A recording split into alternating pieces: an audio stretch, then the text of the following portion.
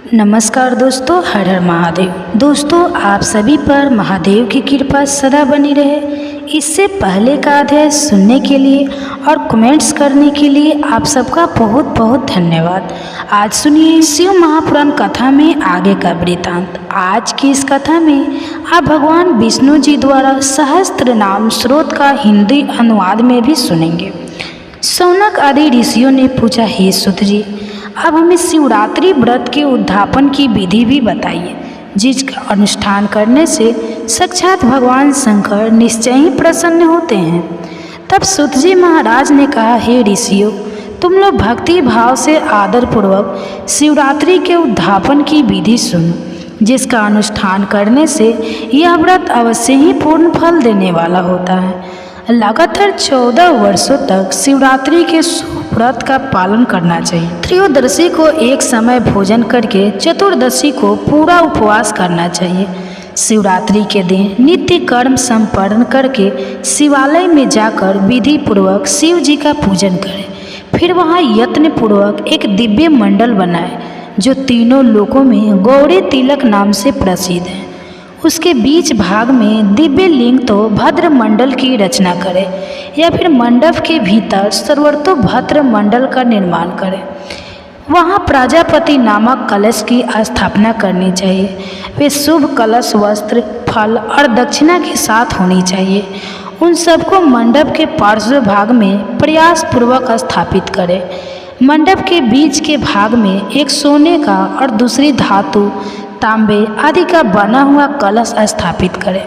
आप चाहे तो मिट्टी का कलश भी स्थापित कर सकते हैं। वृत्ति पुरुष उस कलश पर पार्वती सहित शिव जी की स्वर्णमयी अथवा मिट्टी की प्रतिमा बनाकर रखें, या आपकी जैसी सामर्थ्य हो उसके अनुसार आप प्रतिमा बनवा लें। बाएं भाग में पार्वती जी की और दक्षिण भाग में शिव जी की प्रतिमा स्थापित करके रात्रि में उनका पूजन करें। आलस्य छोड़कर पूजन का काम करना चाहिए। उस काम में 4 रीति रिवाज के साथ एक पवित्र आश्चर्य का वर्णन करें और सबकी आज्ञा लेकर भक्ति पूर्वक शिव जी की पूजा करें। रात को प्रत्येक पहर में, अर्थात पूजा के 4 पहर होते हैं, उन चारों पहरों में अलग अलग पूजा करते हुए जागरण करें। वृत्ति पुरुष भगवत संबंधी कीर्तन, गीत और नृत्य आदि के द्वारा सारी रात बिताए। इस प्रकार विधिवत पूजन पूर्वक भगवान शिव को संतुष्ट करके प्रातः काल फिर से पूजन करने के बाद सब विधि होम करें।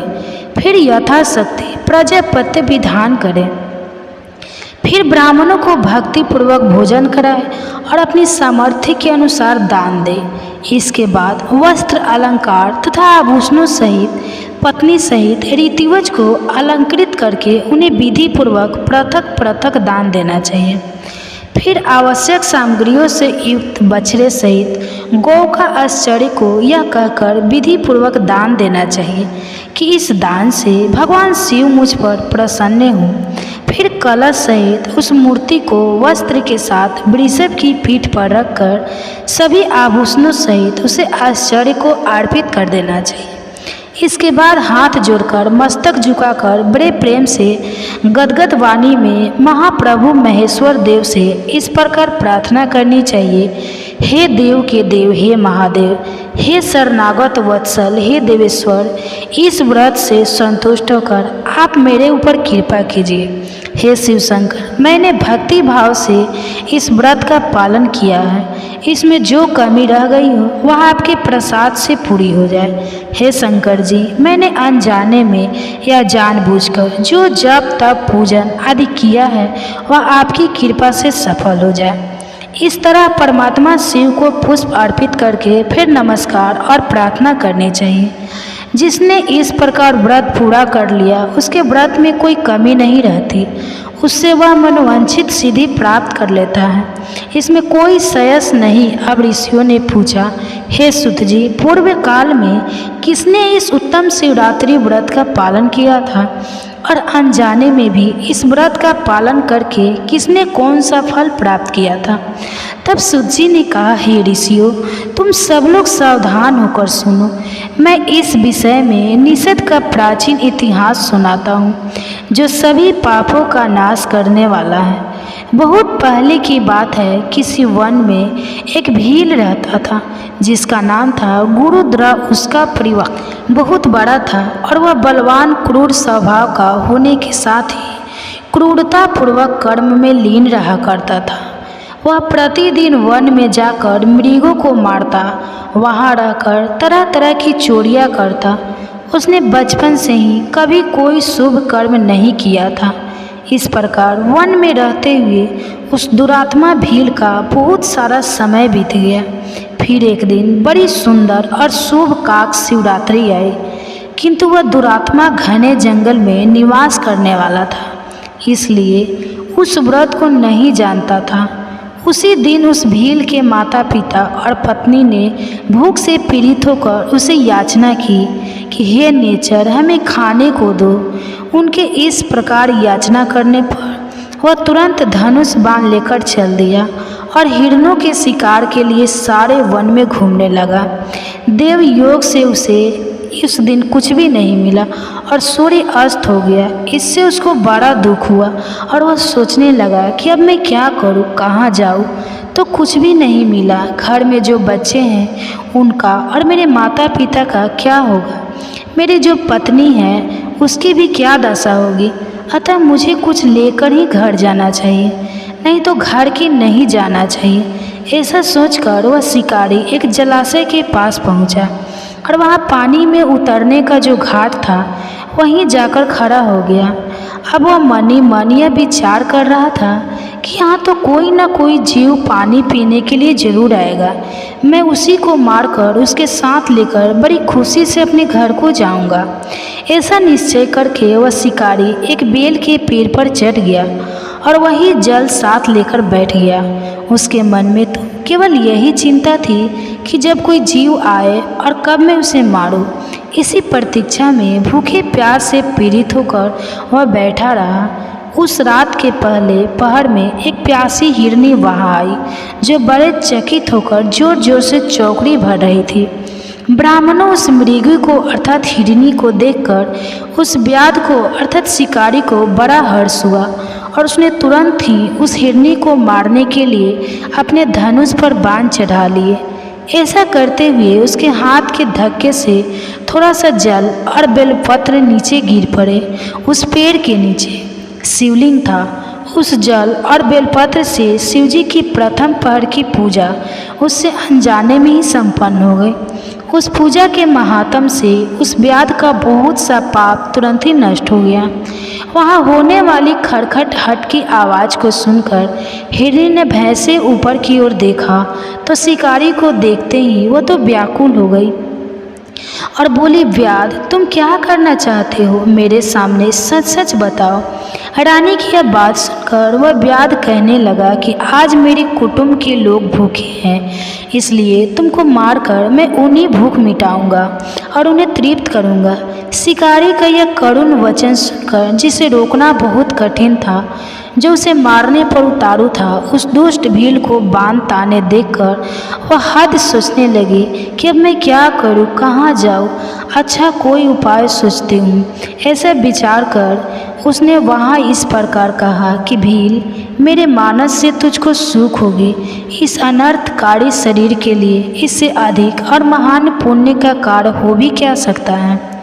उपकार करने वाली प्राणी को इस लोक में जो पुण्य प्राप्त होता है उसका तो 100 वर्षों में भी वर्णन नहीं किया जा सकता। परंतु हे व्याध, इस समय मेरे सब बच्चे मेरे आश्रम में ही हैं। मैं उन्हें अपनी बहन को या अपने स्वामी को सौंप कर लौट आऊँगी, इसलिए तुम मेरी इस बात को झूठ मत समझो।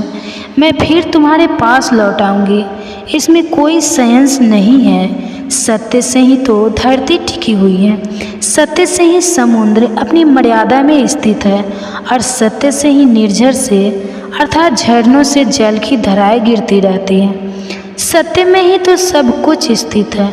सूत जी कहते हैं, हरनी के ऐसा कहने पर भी जब व्याध ने उसकी बात नहीं मानी तब उसने अत्यंत विस्मित और भयभीत होकर फिर से इस प्रकार कहना प्रारंभ कर दिया कि व्याध सुनो, मैं तुम्हारे सामने ऐसी शपथ खाती हूँ जिससे घर जाने पर मैं अवश्य ही तुम्हारे पास लौट आऊँगी। ब्राह्मण अगर वेद बेचे और तीनों काल में पूजा ना करे तो उसे जो पाप लगता है, पति की आज्ञा का उल्लंघन करके अपनी मर्जी से कार्य करने वाली स्त्री को जिस पाप की प्राप्ति होती है, किए हुए उपकारों को न मानने वाले और भगवान शंकर के विमुख रहने वाले, दूसरे से द्रोह करने वाले, धर्म को लागने वाले अर्थात धर्म के विपरीत आचरण करने वाले और विश्वासघात और छल करने वाले लोगों को जो पाप लगता है, वही पाप मुझे भी लग जाए अगर मैं लौटकर यहाँ पर ना आऊँ। श्री सूत जी कहते हैं, अब मैं बैद्यनाथ ज्योतिर्लिंग का पापड़ी महात्म्य बताऊंगा, ध्यानपूर्वक सुनो। राक्षस राज रावण जो बड़ा अभिमानी और अपने अहंकार को प्रकट करने वाला था, उत्तम पर्वत कैलाश पर भक्ति भाव से भगवान शिव की आराधना कर रहा था। कुछ समय तक आराधना करने पर जब महादेव प्रसन्न नहीं हुए तब वह शिव जी की प्रसन्नता के लिए एक दूसरा कठिन तप करने लगा। तब हिमालय ने सिद्धि के स्थान भूत हिमालय पर्वत से दक्षिण वृक्षों से भरे हुए वन में पृथ्वी पर एक बहुत बड़ा गड्ढा खोदकर उसमें अग्नि की स्थापना की और उसके पास ही भगवान शिव को स्थापित करके हवन आरंभ कर दिया। ग्रीष्म ऋतु में वो 5 अग्नियों के बीच में बैठता, वर्षा ऋतु में खुले मैदान में चबूतरे पर सोता और शीतकाल में जल के भीतर खड़ा रहता। इस तरह 3 प्रकार से उसकी तपस्या चलती थी। इस रीति से रावण ने बड़ी कठिन तप किया तो भी दुर्मात्माओं के लिए रावण ने बड़ी कठिन तप किया तो भी दुर्मात्माओं के लिए जिनको रिझाना कठिन है, वे परमात्मा महेश्वर उस पर प्रसन्न नहीं हुए। तब महामन सवितराज रावण ने अपना मस्तक काटकर शंकर जी का पूजन आरंभ कर दिया। विधि पूर्वक शिव जी की पूजा करके वह अपना एक एक सिर काटता और भगवान को समर्पित कर देता। इस तरह उसने अपने क्रम 9 सिर काट डाले। जब एक ही सिर बाकी रह गया तब भक्त वत्सल भगवान शंकर संतुष्ट होकर और प्रसन्न होकर वहाँ उसके सामने प्रकट हो गए। भगवान शिव ने उसके सभी मस्तकों को पूर्वतः निरोग करके उसे उसकी इच्छा के अनुसार अनुपम उत्तम बल प्रदान कर दिया। भगवान शिव का कृपा प्रसाद पाकर राक्षस रावण ने नतमस्तक होकर हाथ जोड़कर उनसे कहा कि हे देवेश्वर, प्रसन्न हो जाइए, मैं आपको लंका के लिए चलता हूँ। आप मेरे इस मनोरथ को सफल कर दीजिए, इसलिए तो मैं आपकी शरण में आया हूँ। रावण के ऐसा कहने पर भगवान शंकर बड़े संकट में पड़ गए और बोले अनमने होकर बोले, राक्षस राज, मेरी सारंगीभूत बात सुनो। तुम मेरे उस उत्तम लिंग को भक्ति भाव से अपने घर में ले जाओ, परंतु जब तुम इसे कहीं भी भूमि पर रख दोगे तब यह वहीं स्थिर हो जाएगा और उसमें कोई संदेश नहीं है। अब तुम्हारी जैसी इच्छा हो वैसा करो। सूत जी कहते हैं कि हे ब्राह्मणों, भगवान शंकर के ऐसा कहने पर राक्षस राज रावण बहुत अच्छा कहकर शिवलिंग को साथ लेकर अपने घर की ओर चल दिया। परंतु मार्ग में भगवान शिव की माया से उसे लघु शंका की इच्छा हुई। पुलत से नंदन रावण सामर्थ्यशाली होने पर भी मूत्र वेग को रोक नहीं सका। इसी समय वह आसपास एक ग्वाली को देखकर उसने प्रार्थना पूर्वक वह शिवलिंग उसके हाथ में थमा दिया और स्वयं लघु शंका के लिए चला गया। एक मुहूर्त बीतते बीतते वह ग्वाला उस शिवलिंग के भार से बड़ा पीड़ित होकर व्याकुल हो गया। तब उसने उसे पृथ्वी पर रख दिया। फिर तो वह हीर कयम शिवलिंग वहीं स्थित हो गया। वह दर्शन करने मात्र से संपूर्ण अभीष्ट को देने वाला और पाप राशि को हरने वाला है। मुने वही शिवलिंग तीनों लोकों में वैद्यनाथेश्वरों को भोग और मोक्ष देने वाला है। वह दिव्य और उत्तम श्रेष्ठ ज्योतिर्लिंग और पूजन से भी समस्त पापों को हर लेता है और मोक्ष की प्राप्ति कराता है। वह शिवलिंग जब संपूर्ण लोकों को हित के लिए वही स्थित हो गया, तब रावण भगवान शिव का परम उत्तम और वर पाकर बहुत कोशिश करने के बाद भी उस शिवलिंग को हिला नहीं सका। थक हार कर अपने घर चला गया। फिर वहां जाकर उस महान असुर ने बड़े हर्ष के साथ अपनी प्रिया मंदोदरी को सारी बात कह सुनाई। इंद्र आदि सभी देवताओं और निर्मल मुनियों ने जब यह समाचार सुना, तब वे परस्पर सलाह करके वहां आए। उन सबका मन भगवान शिव में लगा हुआ था। उन सभी देवताओं ने उस समय वहां बड़ी प्रसन्नता के साथ शिव जी का विशेष पूजन किया। वहां भगवान शंकर का प्रत्यक्ष दर्शन करके देवताओं ने उस शिवलिंग की विधिवत स्थापना की और उसका नाम वैद्यनाथ रखकर उसकी वंदना और स्तवन करके वे स्वर्ग लोक को चले गए। ऋषियों ने पूछा, हे सूत जी, जब वह शिवलिंग वहीं स्थित हो गया और राव अपने घर को चला गया, तब वहाँ पर कौन कौन सी घटनाएं घटित हुई, वह भी आप बताइए। तब श्री सूत जी कहने लगे कि हे ब्राह्मणों, भगवान शिव का परम उत्तम वर पाकर महान असुर रावण अपने घर को चला गया। वहाँ उसने अपनी प्रिया से सारी बात कही और अत्यंत आनंद का अनुभव करने लगा। इधर इस समाचार को सुनकर सभी देवता घबरा गए कि पता नहीं यह देवद्रोही महादुष्ट रावण भगवान शिव के वरदान से बल पाकर अब क्या करेगा। उन्होंने नारद जी को उसके पास भेज दिया। नारद जी ने जाकर रावण से कहा कि नारायण नारायण, हे रावण, तुम कैलाश पर्वत को उठाओ, तब पता लगेगा कि शिव जी का दिया हुआ वरदान कहाँ तक सफल हुआ है। क्या सचमुच तुम बलशाली हुए हो? रावण को नारद जी की बात सही लगी, तब उसने जाकर कैलाश पर्वत को उखाड़ लिया। इससे सारा कैलाश हिल उठा। तब गिरजा के कहने से महादेव जी ने रावण को घमंडी समझकर इस प्रकार श्राप दे डाला, रे दुष्ट भक्त बुद्धि रावण, तू अपने बल पर इतना घमंड मत कर। तेरे इन भुजाओं का घमंड चूर करने वाला वीर पुरुष शीघ्र इस जगत में अवतार लेगा। श्री सूत जी कहते हैं, इस प्रकार वहाँ जो घटनाएं हुई उसे नारद जी ने सुना।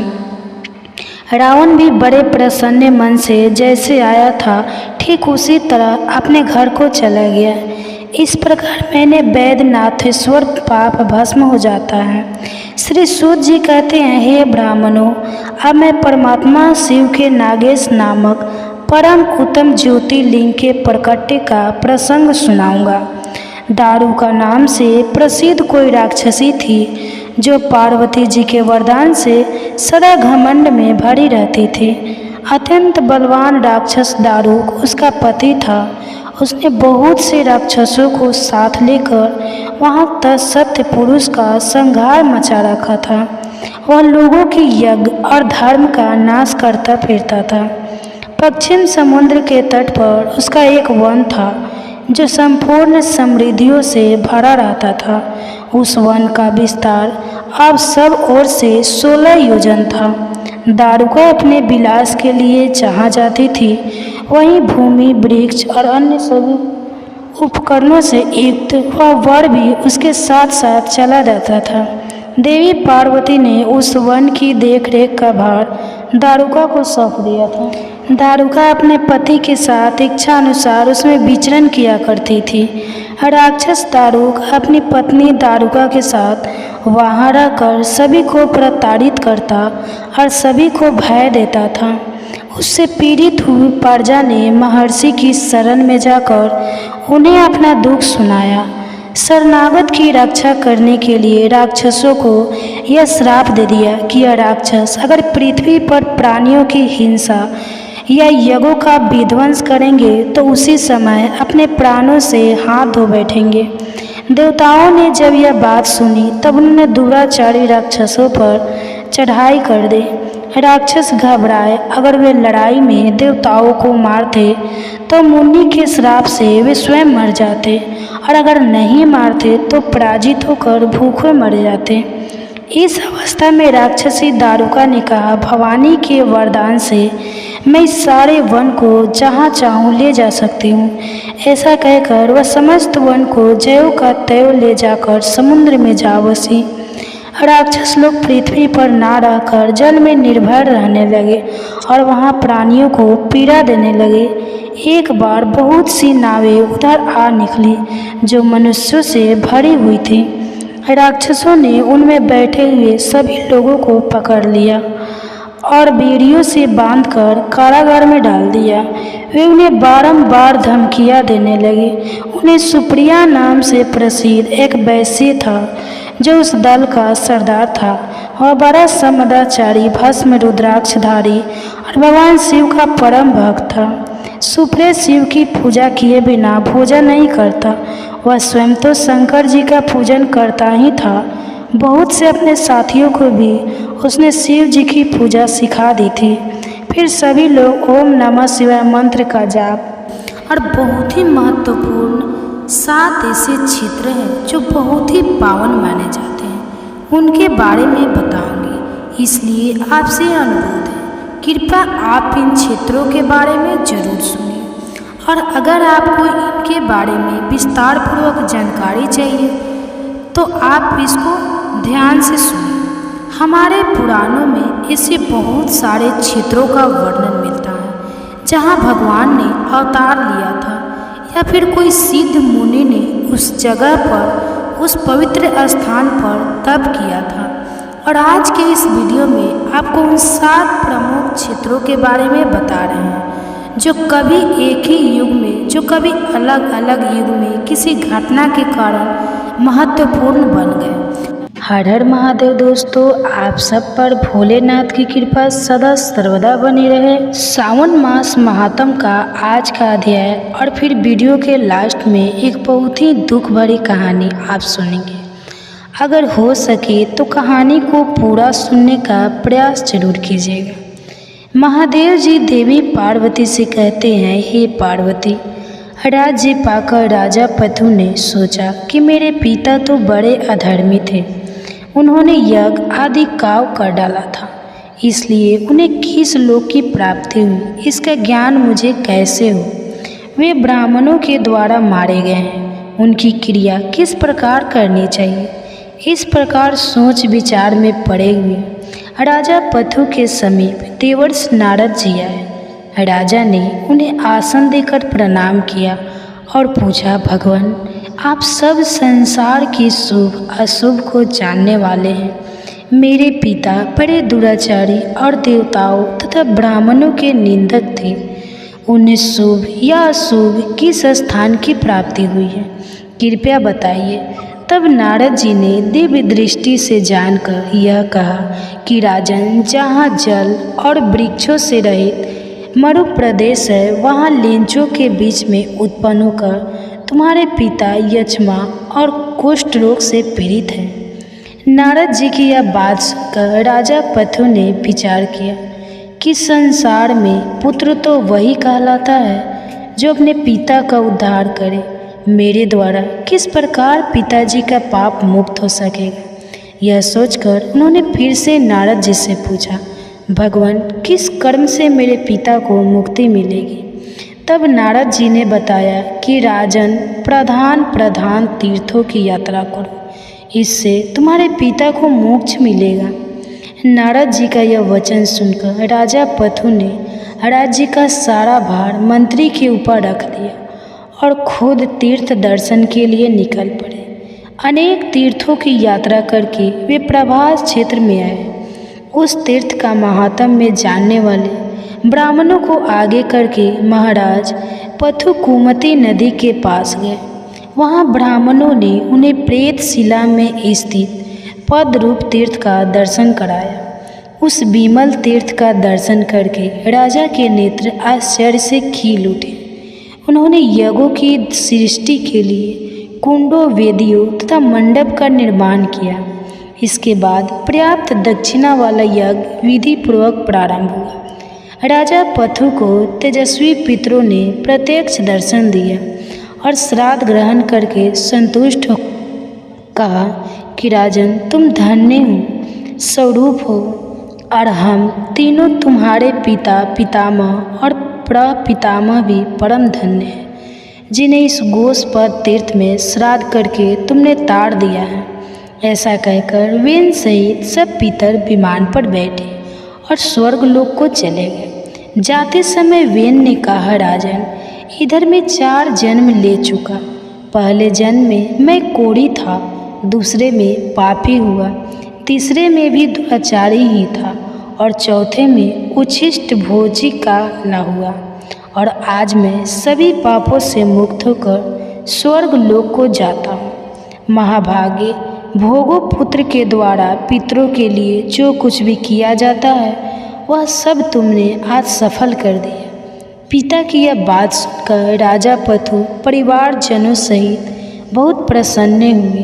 फिर उन्होंने भूमि और स्वर्ण आदि दान देकर ब्राह्मणों को संतुष्ट किया। संसार में कोई ऐसी देने योग्य वस्तु नहीं जिसका उन्होंने वहाँ दान न किया हो। इस प्रकार पितरों का प्रत्यक्ष दर्शन कराने वाला उस तीर्थ का प्रभाव देखकर राजा अपनी राजधानी को चले गए। सारी पृथ्वी का राज्य भोग कर देह त्याग के बाद उन्होंने दिव्य लोक प्राप्त कर लिया। घोषित तीर्थ में स्नान करके यत्नपूर्वक वेदज्ञ ब्राह्मणों को निमंत्रित करें और विधि पूर्वक श्राद्ध में उन्हें भोजन कराएं। पितरों की तृप्ति चाहने वाले पुरुष को वहाँ पिता का श्राद्ध अवश्य ही करना चाहिए। इसके लिए वहाँ किसी भी तिथि, नक्षत्र, पर्व या मास आदि का नियम नहीं है। वहाँ सदा श्रद्धा युक्त मन से यात्रा करनी चाहिए। किसी विशेष काल का वहाँ के लिए कोई नियम ही नहीं है। महादेव जी आगे कहते हैं, पार्वती, घोषित के दक्षिण समुद्र तट पर नारायण ग्रह है जिसमें साक्षात विष्णु निवास करते हैं। वे सतयुग में सर्वमणि में रत्नापर, द्वापर में राजतमिल, सरस्वती के पश्चिम तट पर स्वयं श्री हरि के द्वारा निर्मित चक्र तीर्थ है। उसमें स्नान करके मनुष्य ब्रह्मा हत्या का नाश कर देता है। भगवान विष्णु जब दैत्यों का विनाश करते हैं तब विश्राम के लिए उस घर में स्थित होते हैं। इसलिए इस भूतल पर वह नारायण ग्रह के नाम से प्रसिद्ध है। वहाँ सतयुग में भगवान जनार्दन के नाम से प्रसिद्ध होते हैं। त्रेता में उनका नाम मधुसूदन होता है।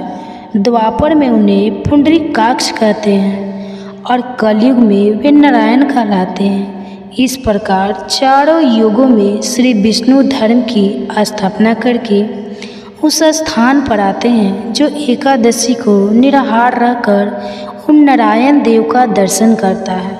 वह मृत्यु के बाद उन्हें आनंद में अविनाशी धाम को प्राप्त हो जाता है।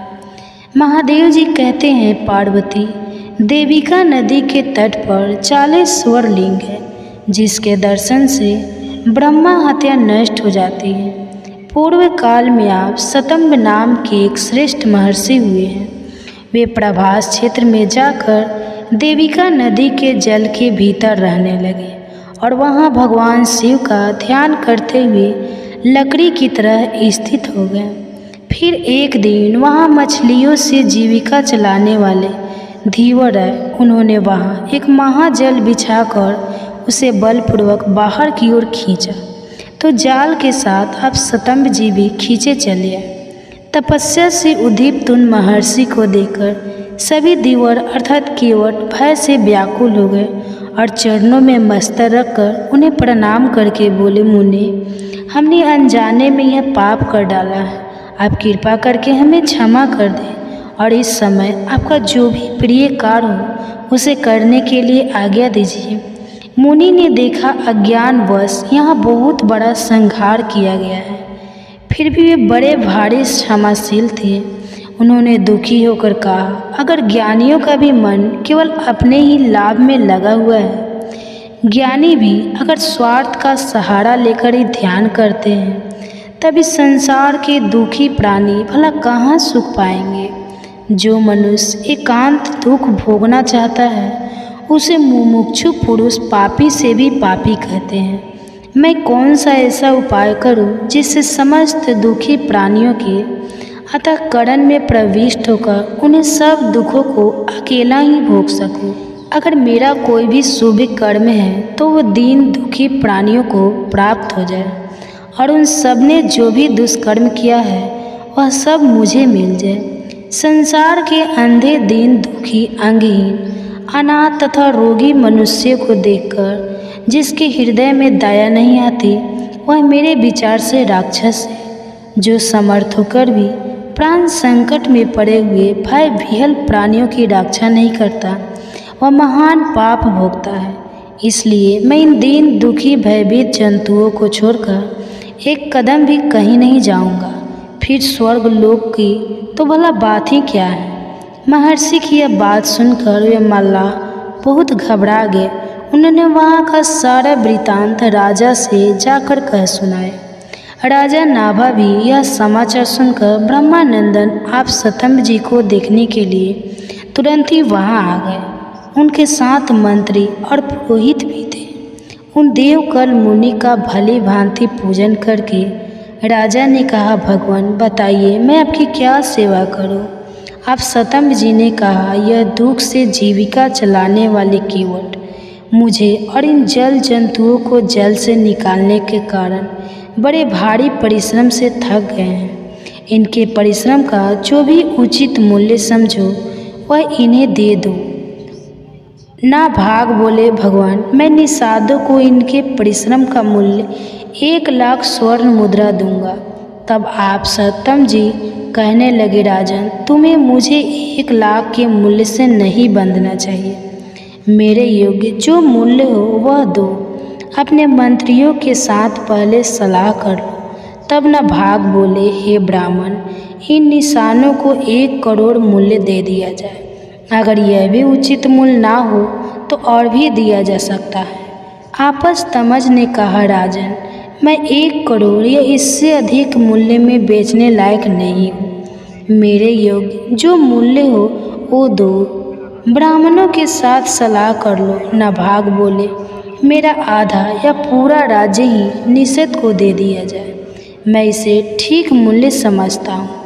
अब बताइए आपकी क्या राय है। तब आप सतंभ जी ने कहा, भूपाल तुम्हारा आधा या पूरा राज्य भी मेरे योग्य नहीं है। मेरे योग्य मूल तो समझ में ना आए तो ऋषियों के साथ विचार करो।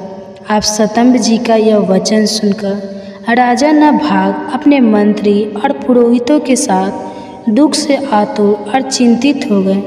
इसी समय महातपस्वी महर्षि लोमस जी वहाँ आए और राजा नाभा से बोले, तुम डरो मत, मैं मुनि को संतुष्ट कर लूँगा।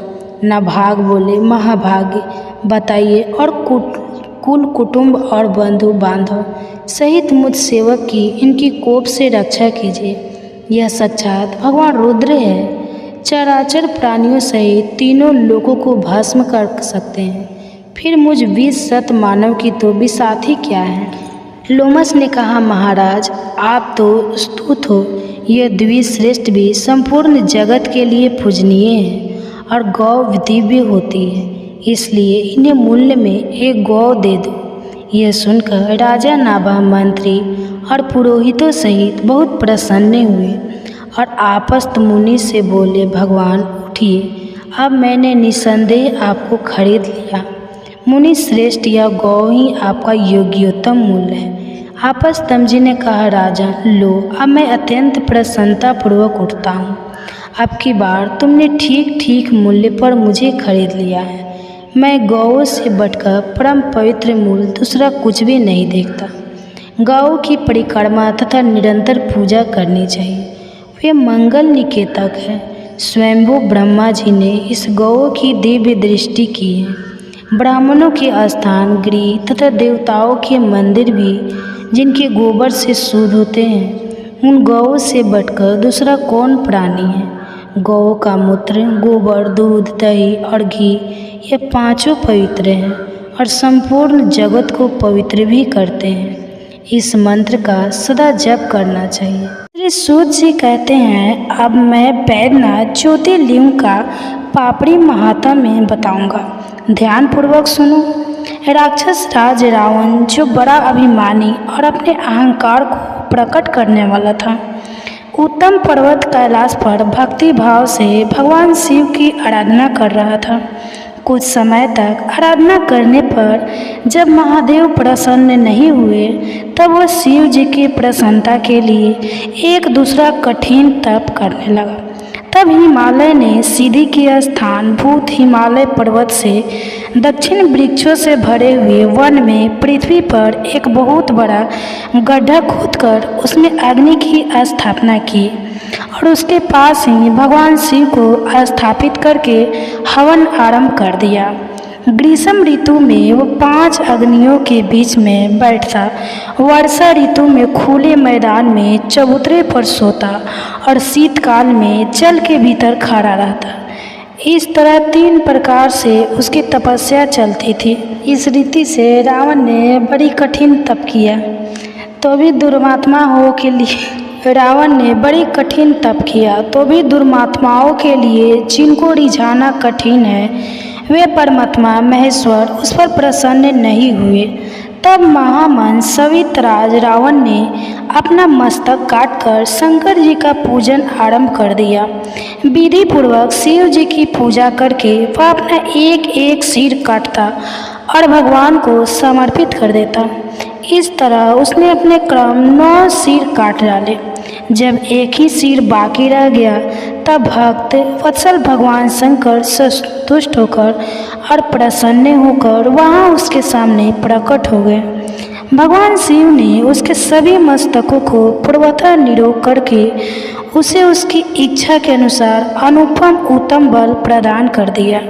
भगवान शिव का कृपा प्रसाद पाकर राक्षस रावण ने नतमस्तक होकर हाथ जोड़कर उनसे कहा कि हे देवेश्वर, प्रसन्न हो जाइए, मैं आपको लंका के लिए चलता हूँ। आप मेरे इस मनोरथ को सफल कर दीजिए, इसलिए तो मैं आपकी शरण में आया हूँ। रावण के ऐसा कहने पर भगवान शंकर बड़े संकट में पड़ गए और बोले अनमने होकर, बोले राक्षस राज, मेरी सारंगी भी बात सुनो।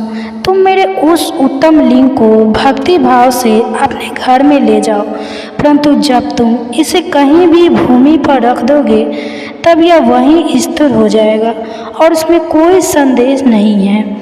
अब तुम्हारी जैसी इच्छा हो वैसा करो।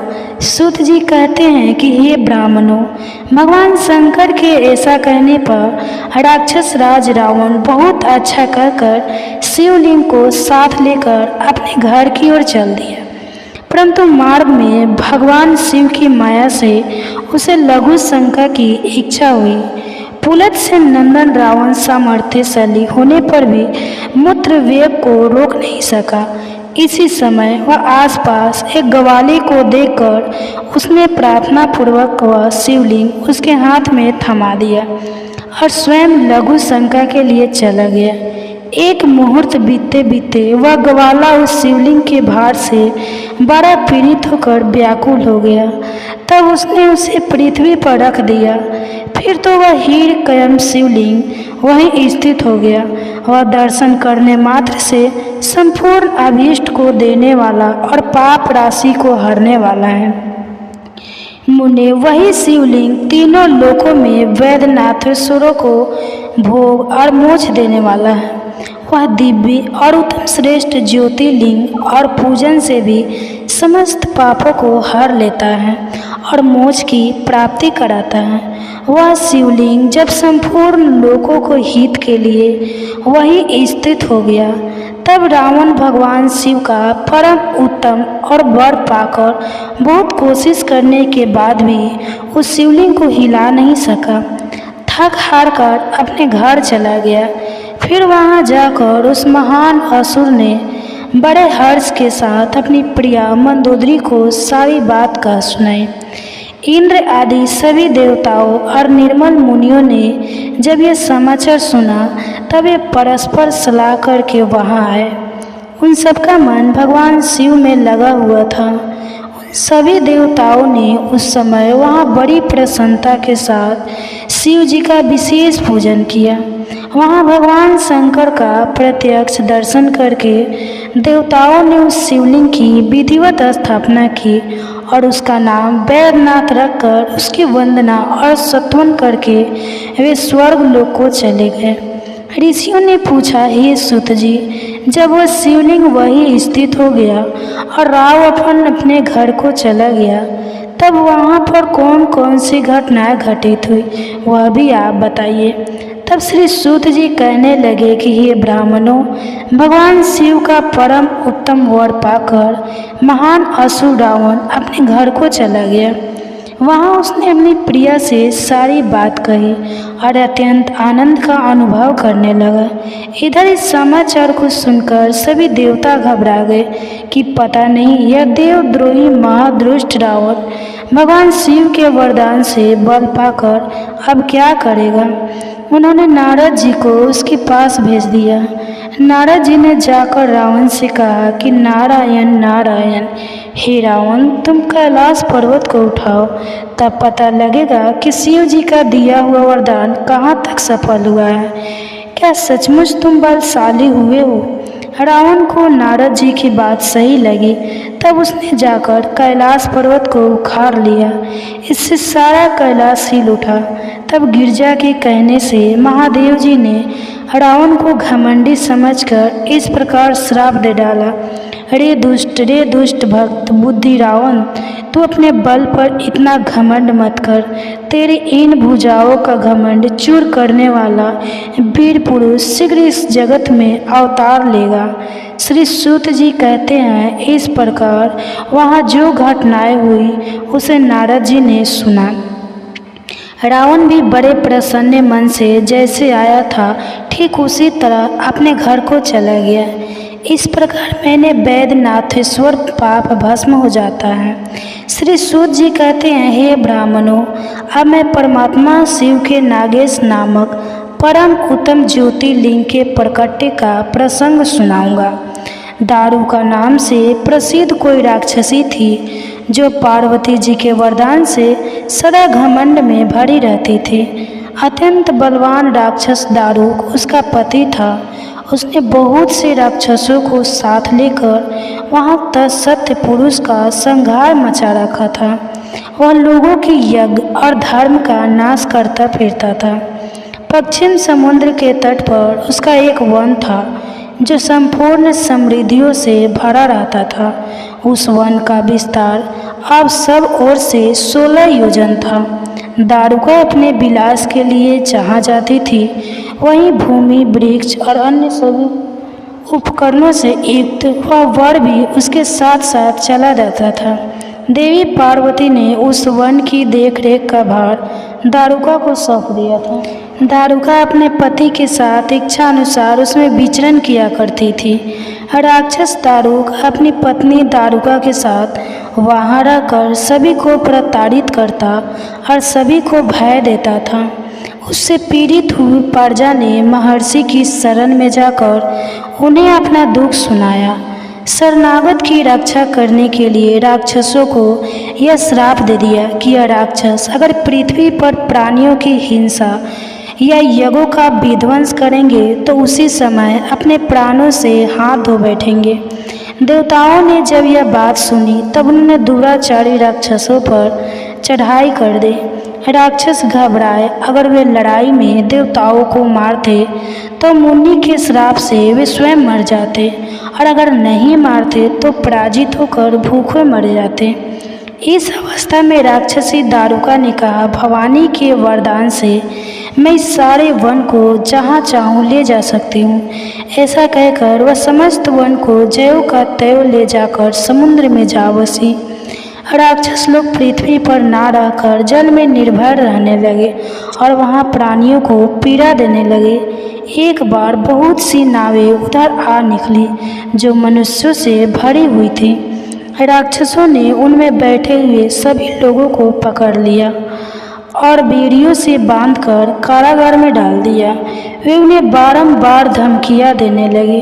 उन्हें सुप्रिया नाम से प्रसिद्ध एक वैश्य था जो उस दल का सरदार था। वह बड़ा समदाचारी, भस्म रुद्राक्षधारी और और भगवान शिव का परम भक्त था। सुप्रे शिव की पूजा किए बिना भोजन नहीं करता। वह स्वयं तो शंकर जी का पूजन करता ही था, बहुत से अपने साथियों को भी उसने शिव जी की पूजा सिखा दी थी। फिर सभी लोग ओम नमः शिवाय मंत्र का जाप। और बहुत ही महत्वपूर्ण 7 ऐसे क्षेत्र हैं जो बहुत ही पावन माने जाते हैं, उनके बारे में बताऊंगी। इसलिए आपसे अनुरोध है, कृपया आप इन क्षेत्रों के बारे में जरूर सुनिए। और अगर आपको इनके बारे में विस्तार पूर्वक जानकारी चाहिए तो आप इसको ध्यान से सुनिए। हमारे पुराणों में ऐसे बहुत सारे क्षेत्रों का वर्णन मिलता है जहाँ भगवान ने अवतार लिया था या फिर कोई सिद्ध मुनि ने उस जगह पर, उस पवित्र स्थान पर तप किया था। और आज के इस वीडियो में आपको उन 7 प्रमुख क्षेत्रों के बारे में बता रहे हैं जो कभी एक ही युग में, जो कभी अलग अलग युग में किसी घटना के कारण महत्वपूर्ण बन गए। 19 अगस्त 2024 को है सावन पूर्णिमा व्रत। अब दोस्तों, सावन पूर्णिमा मतलब कि बहुत ही विशेष दिन है। और पूर्णिमा का दिन आप सभी लोग जानते हो कि बहुत ही विशेष होता है और महत्वपूर्ण होता है। पर जब सावन महीने की सावन पूर्णिमा व्रत आ जाए तो दोस्तों, इससे अच्छी और बड़ी बात और कुछ हो ही नहीं सकती। और इसी दिन किए जाने वाला पंडित जी द्वारा बताया गया 21 चावल के दाने वाले उपाय जो है वह आप लोगों को ज़रूर करना चाहिए। दोस्तों, पूर्णिमा तो हर महीने आती है, पर जेठ की सावन पूर्णिमा हर बार नहीं आती। ये साल में सिर्फ एक बार आती है। इसलिए आप लोगों के इस मौके को अपने हाथ से नहीं जाने देना चाहिए और इस दिन 21 चावल के दाने वाले उपाय ज़रूर करना चाहिए। दोस्तों, ये उपाय भले ही आपने पहले क्यों ना किया हो, पर एक बार और ज़रूर सुन लेना, ताकि आप लोग अगर कोई गलतियाँ भी करते हो इस उपाय को करने में तो वह आप ठीक कर लो। और जब आप अपनी गलतियाँ को ठीक कर लोगे उपाय को करने में, तो दोस्तों आपको जो है फल वह बहुत जल्दी और बहुत बड़ा होकर मिलेगा। तो यह बात आप सभी लोग अच्छे से यहाँ पर जानते हो। तो दोस्तों, इस वीडियो में हम लोग सबसे पहले समझ लेते हैं कि इस 21 चावल के दाने वाले उपाय को आपको इस पूर्णिमा व्रत के दिन कैसे करना है, किसको करना है और किस समय करना है। दोस्तों, हम आपको यहाँ पर बता दें कि यह जो 21 चावल के दाने वाले जो उपाय हैं, यह उपाय पंडित जी ने अपनी सीहोर की कथा में ही बताया है। और यह उपाय को करने से आपके घर में चाहे किसी भी प्रकार की दुख और समस्या क्यों ना चल रही हो, आपको उसका कारण भी तो नहीं पता है ना, ये समस्या किस कारण से चल रही है। उसका कुछ भी कारण हो सकता है, जैसे प्रेत दोष हो सकता है या किसी भी तरह का मंगल दोष भी हो सकता है, और भी बहुत तरह के दोष होते हैं, कुछ भी हो सकता है। पर आपको इस उपाय को करने के लिए अपने दोष को पता लगाने की भी ज़रूरत नहीं है। आपके घर में किस कारण से इतनी दुख और परेशानी आ रही है वह भी आपको पता लगाने की ज़रूरत नहीं है। इस 21 चावल के दाने वाले उपाय को आप लोगों को कर लेना है, क्योंकि इसी एकमात्र उपाय को करने से आपके पूरे घर परिवार में सुख और शांति हो जाएगी। आपके घर में अच्छे अच्छे काम होने लगेंगे। आपकी जो भी मनोकामना होगी वह भी धीरे धीरे करके पूर्ण होना शुरू हो जाएगी। दोस्तों, अब इस उपाय को करना किस समय है यह भी आप लोग जान लीजिए। देखिए, 21 चावल के दाने वाला उपाय को करने का जो समय है वह सीधी सी बात है, सुबह का समय है, प्रातः काल का समय है।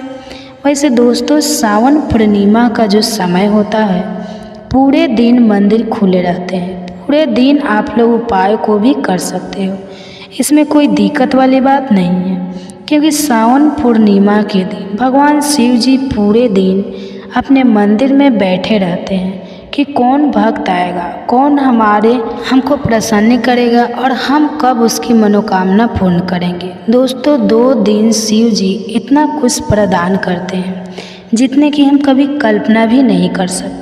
इसलिए आप लोगों को इस मौके को तो अपने हाथ से नहीं जाने देना चाहिए। तो अब हम समझते हैं दोस्तों, यह 21 चावल के दाने वाला उपाय को आखिर आप लोगों को करना कैसे है। देखिए, विशेष रूप से कोशिश करना इस उपाय को आप सावन पूर्णिमा के दिन सुबह सुबह कर लो, पर किसी कारणवश ना कर पाओ तो फिर थोड़े लेट भी कर सकते हो।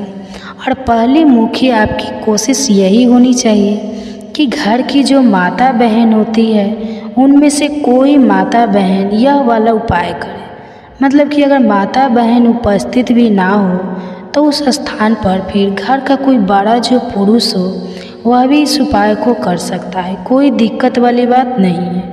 पर घर के सभी सदस्य को इस वाले उपाय को करने की ज़रूरत नहीं है। घर का कोई एक मुख्य सदस्य भी इस उपाय को करेगा तो इस उपाय को करने का फल उसके पूरे घर परिवार को जरूर मिलेगा। तो देखिए, 21 चावल के दाने वाला उपाय है तो सीधी सी बात है कि इसमें हमें 21 चावल की तो आवश्यकता पड़ेगा ही। तो देखिए दोस्तों, 21 चावल के दाने अपने अपने घर में इस जगह पर रख दिए। फिर मान के चलिए आपके जीवन की गरीबी को, निर्धनता को दूर होने में समय नहीं लगेगा। साथ ही साथ आपके जीवन से गरीबी और निर्धनता हमेशा के लिए दूर हो जाएगी और माता लक्ष्मी का आपके घर में हमेशा वास होगा। तो देखिए, अगर आप भी अपने जीवन में परेशान हैं, अपने जीवन की गरीबी से, निर्धनता से, आज की वीडियो को आपको बिल्कुल भी स्किप नहीं करना है, क्योंकि आज की यह वीडियो आपके पूरे जीवन को बदल देगी और धन से जुड़ी समस्या आपके जीवन से हमेशा के लिए दूर हो जाएगी। तो देखिए, आप सभी यह बात जानते हैं कि चावल, जिसे हम अक्षत बोलते हैं, तो देवताओं का प्रिय अन्न है। इसके बिना कोई भी पूजा अनुष्ठान अधूरा होता है। तो चावल के कुछ खास उपाय आर्थिक परिस्थितियों को बहुत ही मजबूत कर देते हैं और आपकी जितनी गरीबी है, निर्धनता है, उसे भी दूर कर देते हैं। तो चलिए जल्दी से बात कर लेते हैं कैसे आप अपने जीवन की निर्धनता को और गरीबी को चावल का उपाय करके दूर कर सकते हैं।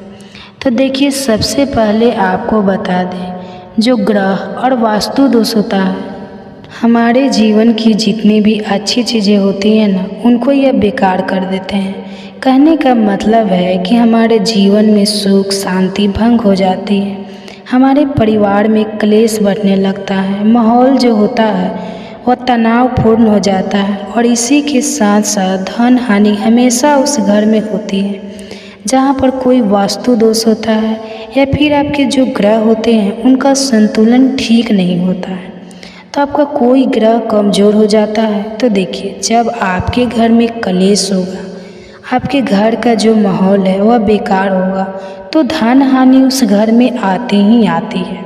जिस घर में लड़ाई झगड़े होते हैं, घर के लोग हैं वो आपस में लड़ते झगड़ते रहते हैं।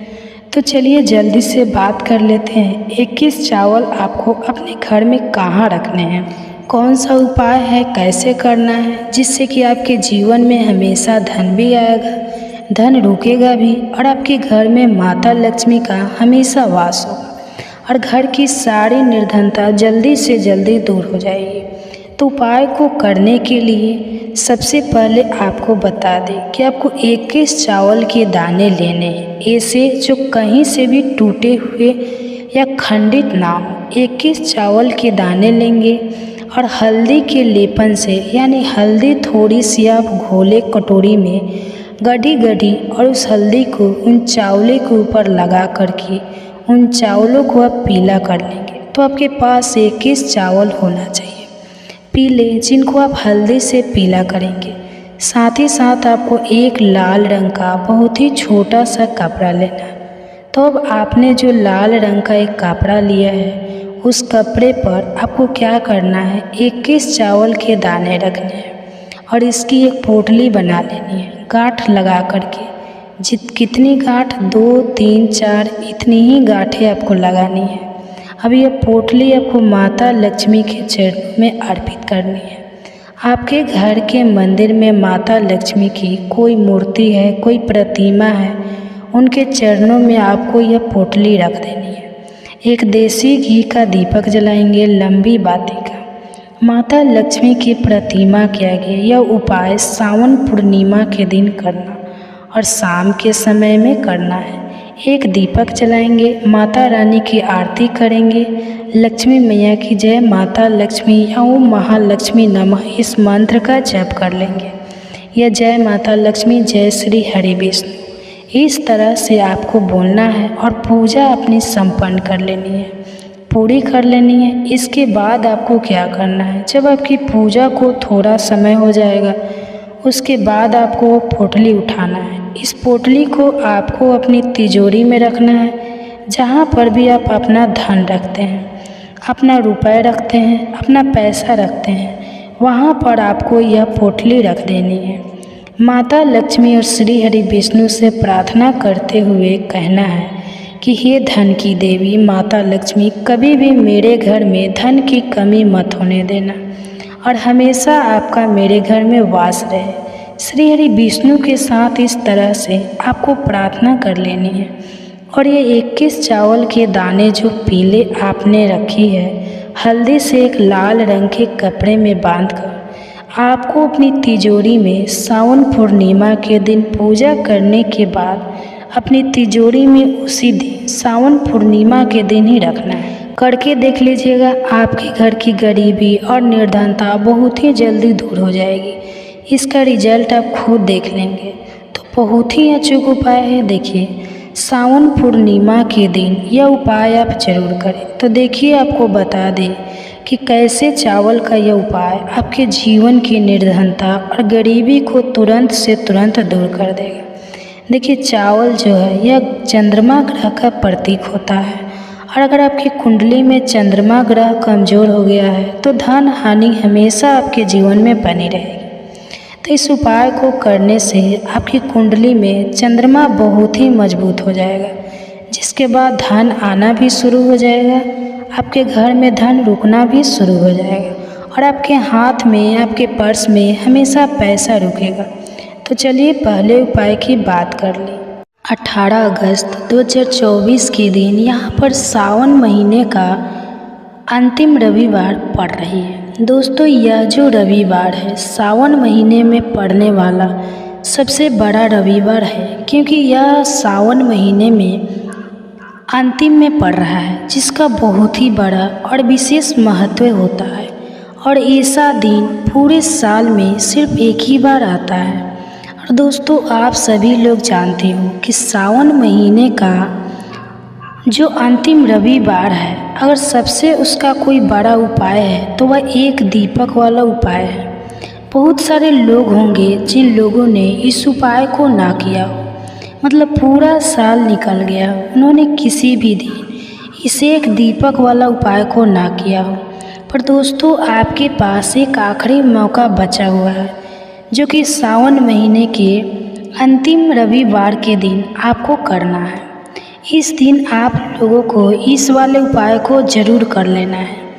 भले ही आपने साल भर अभी तक इस उपाय को ना किया हो, पर अगर आपने इस सावन महीने के रविवार के दिन अगर इस वाले उपाय को कर लिया तो आपको इस उपाय को करने का वह फल मिलेगा जिसकी आपने कभी कल्पना भी नहीं की होगी। इसलिए आप लोग इस वाले उपाय को एक बार ज़रूर कर लेना, ताकि आप लोगों के हाथ से यह मौका ना जा सके और आपको इस उपाय को करने का फल मिल सके।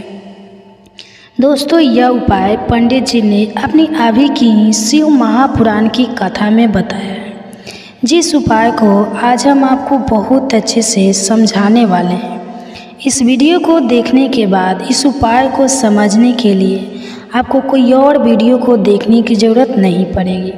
तो चलिए दोस्तों, उपाय को शुरू करते हैं। देखिए, यह सावन महीने के अंतिम रविवार पड़ रहा है, तो यह दिन इतना खास होता है, इतना महत्वपूर्ण होता है। देखा है कभी कभी बड़े बड़े पूजा पाठ अनुष्ठान से मनोकामना पूर्ण नहीं होते, वह महीने के अंतिम रविवार के दिन एक छोटे से उपाय करने से ही आपकी मनोकामना पूर्ण हो जाती है। और बहुत सारे लोगों ने इस उपाय को किया भी है और उनको इस उपाय को करने का फल भी जरूर मिला है। अगर आप लोग भी इस उपाय को करना चाहते हैं तो आप इस उपाय को पहले अच्छे से समझ लेना, सुन लेना, उसके बाद करना। आपको इस उपाय का फल जरूर मिलेगा और इस उपाय को कर लेने से आपके घर में चाहे किसी भी प्रकार की दुख और समस्या चल रही है, आपको उसका भी नहीं पता है कि दोस्तों ये समस्या किस कारण से चल रही है, उसका कुछ भी कारण हो सकता है, जैसे कि प्रीत दोष हो सकता है या किसी भी तरह का मंगल दोष भी हो सकता है। तो इस दिन आप लोग